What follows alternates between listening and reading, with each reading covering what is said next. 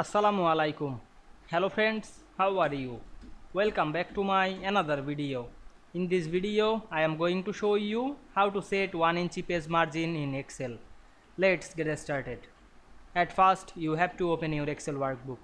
Now we want to set the 1 inch page margin. At first, zoom out the sheet.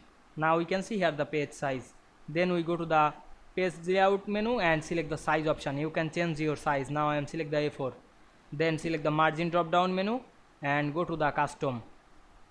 We can see here the margin is default, but this margin is not inches. Now we close the window, go to the file menu, select the option menu and go to the advanced option. Then find the measurement units. Now I'm select the drop down menu and choose inches and click OK. Then enable the margin option. Then set the margin 1 inch.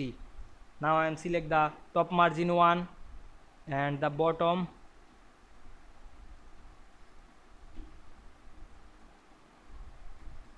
the header margin 1 and the right margin 1, left or bottom the all margin is 1. Then click OK.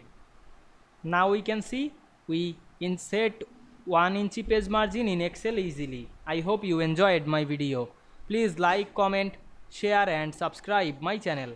Thanks for watching.